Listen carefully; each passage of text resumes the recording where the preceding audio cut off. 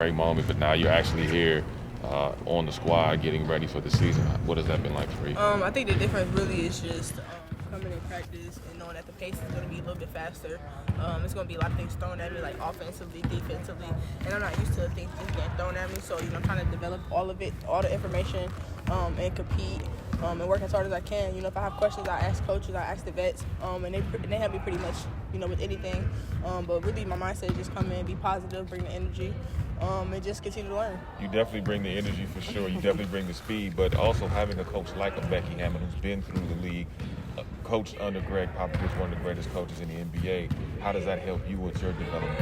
I think it's great. This is an opportunity for me to learn a lot of information. Taking that from a good coach. Last year I won her award twice, and then I'm here being under her as a coach. So I'm appreciative of that. I'm happy to be here. I'm happy for her to be my coach.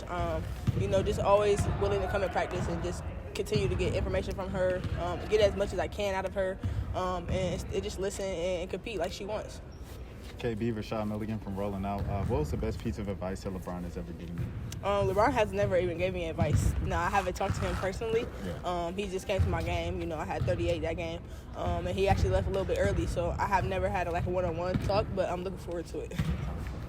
Janetta Coleman, No Plays All Sports Talk. Being a quicker pace in the game, what have you learned most about yourself and your game personally that you think you have to make improvements to be successful in the league?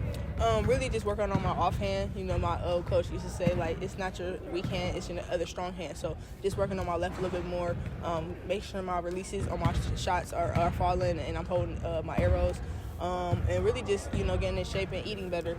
I think that's a big part of playing basketball for a long time and definitely in the WNBA. Is just taking care of your body and eating really well. And that's what I've been trying to do is cut back on certain things, getting in the gym, running on the treadmill, getting the extra work in. And that's all just played into me transitioning into the pros. You mentioned about LeBron coming to your games, but growing up, who are some of the players that you looked at that you wanted to have some of their plays or their, into your arsenal? Honestly, I went to a lot of Cavs games when LeBron was there, so I watched LeBron a lot.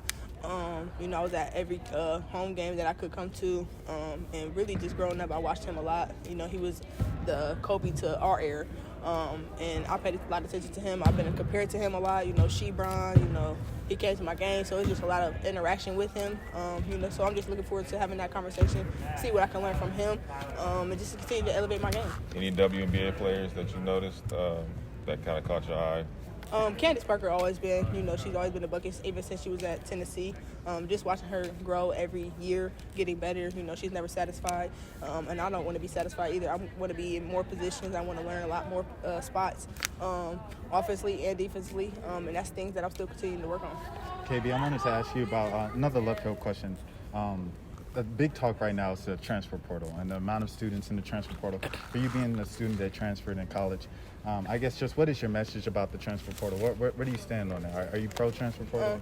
Yeah, I don't think anything's wrong with going to the transfer portal. Everybody has different paths. I chose a different route. I went to a big school, and then I went to a mid-major. And that's the reason I think I got here is because of the coach that I had. I think a lot of people look at big schools and think that they're just going to go in and play. But just go somewhere where you know that you're going to play, that they're going to put you in and show you that you're able to play basketball and not have you on the bench for 2 or 3 years, because that's just wasting your talent. But everybody has their own process. Everybody has their own path, and I respect all of them. Wish them all luck.